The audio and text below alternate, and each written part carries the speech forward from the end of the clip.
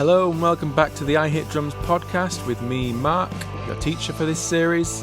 In the last episode, we started looking at adding accents on the hi-hat, and this involved a quarter note accent and also an offbeat accent. Today we're going to be looking at hi-hat accents within 16th notes and 16th note grooves. If you don't yet have the book Intermediate 1, which is what we're working through just now, you can find that on my website, ihitdrums.co.uk. It's available as a paperback or an ebook. If you have the book, let's turn to page 42 and get started with accent in the quarter note within 16th note grooves. Now, at first glance, this might actually seem like it's going to be quite a tricky exercise, but in reality, it's actually not that different from playing the quarter note within an 8th note groove. When you're playing 8th notes on the hi-hat, the right hand is playing 1 and 2 and 3 and 4 and. When you're playing 16th notes on the hi-hat, your right hand is still doing 1 and 2 and 3 and 4 and. It's actually the left hand that fills in all those E and A hits. And this means that to accent the quarter note, we don't actually need to change very much. We're still going to do that down, up movement with the right hand. The only real change is that we're filling in the gaps with the left hand, and on beats 2 and 4, where we are going to be doing a louder strike, the right hand needs to move to the snare drum. Because just as we did in the previous chapter when we looked at 16th note grooves, we're going to be playing these grooves with 2 hands on the hi-hat, and this means that when we hit the snare drum, we're not actually hitting the hi-hat. So that 2 and 4 accent are just going to be hitting the snare, and the snare is going to pop quite nicely because that stick's going to be coming from a height on the downstroke. To begin with, you might just want to do 16th notes on the hi-hat, right, left, right, left, right, left, right, left, and accent the quarter note. Once you're comfortable with this though, you can try the first challenge within exercise 4.8, and that's just moving that right hand to the snare drum on beats 2 and 4. Let's give this a try. 1, 2, 3, 4.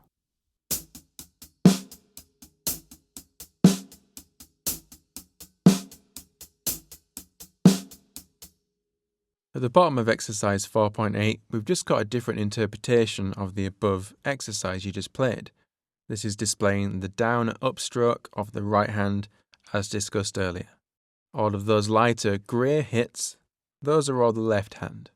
Try your best to keep in mind that down, up pattern of the right hand. And once you're comfortable with this, let's begin adding some bass drum to these patterns. And we're going to start with the first example of exercise 4.9. Again, this should be quite straightforward if you're comfortable with the previous exercise, because those bass drum strikes on beats 1 and 3 are going to be falling with the down stroke of the right hand. Let's give it a try. Here we go. 1, 2, 3, 4.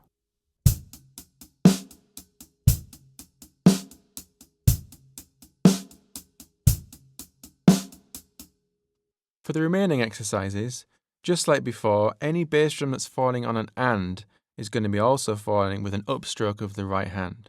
But if you're comfortable with the previous quarter note accents, this should probably feel okay. Hopefully the work you've put in previously is now paying dividends in these new exercises. As before, we're now going to move on to accenting the offbeat. Now this is a bit trickier because the movement that we need to do in order to hit the snare drum isn't going to be quite the same as before. When we played the 8th note hi-hat pattern accenting the offbeat, the movement was just up, down, up, down, up, down, up, down. If we continue this movement with a 16th note groove, then the snare drum strike is actually going to be falling at the same time as an upstroke. And not only is that going to be quite difficult to play, but it also means that the snare drum hit itself is going to be very weak. So we need to modify the movement slightly in order to play a powerful snare drum hit on 2 and 4, whilst maintaining that offbeat hi-hat pattern. So to do this, the movement of the right hand needs to change to the following. Up on the hi-hat, down on the hi-hat, and then you're going to raise it and do another down strike on the snare drum, raise it again, do another down strike on the hi-hat, that's going to be followed by another up on beat 3. So a lot trickier.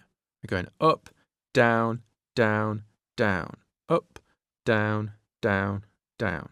You might just want to try the right hand on its own here, because that middle down stroke is moving to the snare as well. So without the left hand, it would sound like this.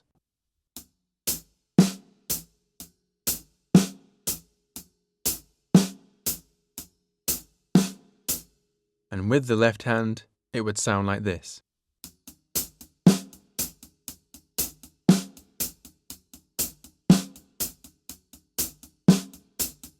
So let's give that a try. Here we go. 1, 2, 3, 4.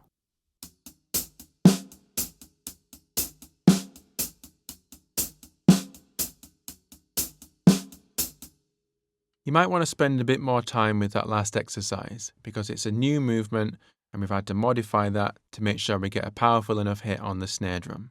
But if you've done that and you find it's going well now, let's start adding the bass drum in with the first example in exercise 4.11. Ready? Here we go. 1, 2, 3, 4.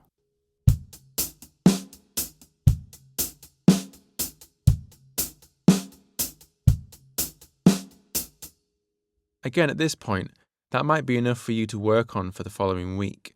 However, once the exercises in exercise 4.9 and 4.11 have all come together, we're going to look at the last example for hi-hat accents, and that is multiple hi-hat accents, specifically within a 16th note groove. This pattern is again something that Bruce Becker taught me and I found really useful. It's also quite similar to one of the patterns that Benny Greb uses in his Language of Drumming series. Now, there are many variations of multiple hi-hat accents that you could try. We're just going to look at one, and that is by playing the 1 and the E as accents, and then the ANDA as quieter strokes. So loud, loud, quiet, quiet. And in terms of the movement, this means you're going to be doing down, down, up, up. So the kind of down and upwards movement we've previously done on the leading hand, for most people the right hand, we're now going to have to put that on the left hand as well, but as we alternate between the hands. So try the very first bar in exercise 4.12. You could either do this on the snare drum or on the hi-hat, it doesn't really matter, but try and get that movement going from hand to hand. Down, down, up, up, right, left, right, left. Once you're comfortable with this, see if you can do the second bar of that first example. You're playing the accents, the down, down, up, up on the hi-hats, and then on beat 2, that right hand has to move across to strike the snare drum, and this is still going to be a downstroke. And the tricky element here might be following that on the hi-hat with the left hand doing another downstroke. Let's give that a try here. Here we go. 1, 2, 3, 4.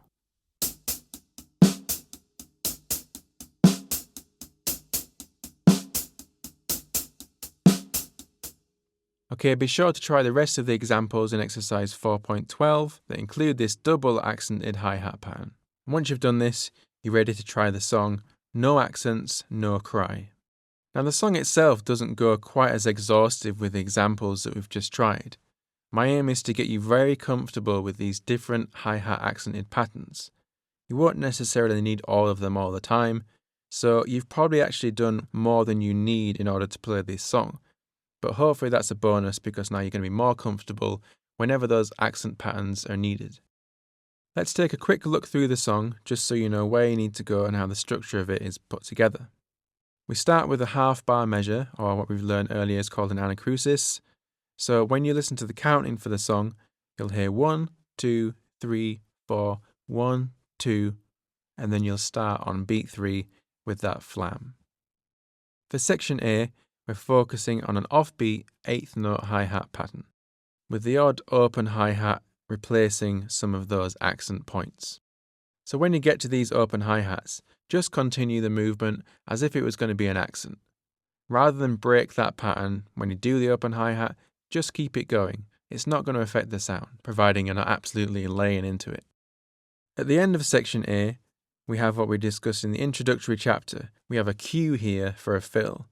So the rhythm that we have above bar number 8 is the rhythm that you want to play here, but how you orchestrate that around the kit is totally up to you. And just to clarify, the rhythm we've got here is 1 E and 2 and a 3 and 4 E and. So take some time to just try that bar on its own and experiment with how you can put that rhythm around the snare, the bass drum, the toms, whatever you want. and you can also throw in things like flams as well. Within the song, once you've played this bar, you're then going to carry on into section B, where the hi-hat pattern changes to a quarter note accent.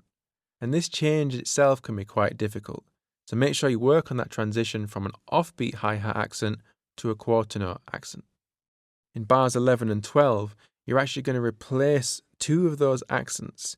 The first one is going to be replaced by a tom hit, the second one is going to be replaced by a crash cymbal. And again, continue the movement of the hand, so even though the accent pattern is going to be going a hi-hat, tom, hi-hat, crash, still keep the down, up movement going throughout. Now, section B itself is only 4 bars long, but you'll notice at the beginning and the end of the section, we have repeat indicators. So make sure that you play section B 2 times through. Once you've done this, DSL fine at the end of that last bar now comes into play. So we're going to go back to the start of A, where you'll see the Sengo symbol, that squiggly S with the line and the dots through it, and you're going to play through section A once more until you've done that fill at the end of section A, and that's where you see the word fine, and that's where the song ends. Let's take a listen to the song, full speed, with drums, and see if you can follow the music as you listen along. Ready? Here we go. 1, 2, 3, 4. 1, 2.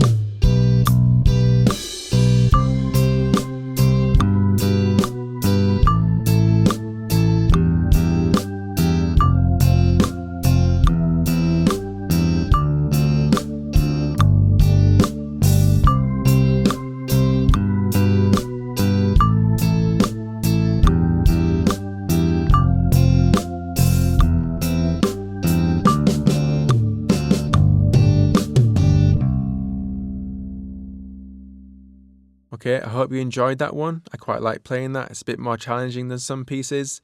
Now, if you're not very familiar with reggae music, that might actually feel like quite a difficult piece for you. So I'd recommend you delve into some reggae music, artists like Bob Marley, for example. That's going to give you a much better idea of what you're trying to achieve with this song. Learning different techniques to play different patterns is all well and good, but sometimes in order to make a piece sound authentic, you do need to delve into the actual genre of the song that you're learning. So in this case, it's a reggae song. So don't just play through that piece without ever hearing a reggae song. Do a bit of digging, investigate some different artists, investigate some different drummers, and see if you can start to hear those common elements within the style. And this goes for any genre that you're not familiar with, as every genre has its own legacy behind it, and if you're not familiar with that, you're not really going to understand why you're playing what you're playing. Anyway, I hope you enjoyed that. These last couple of episodes have involved some slightly trickier elements that you would expect to find at a grade 3 level.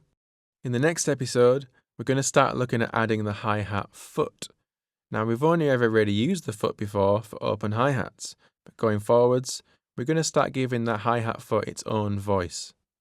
Be sure to leave a review if you like the podcast. If you want to stay up to date with everything I Hit Drums, then please subscribe on the website, ihitdrums.co.uk. And if you'd like to send me a message or ask any questions, just get in touch on the website by going to the contact page. But until next time, enjoy!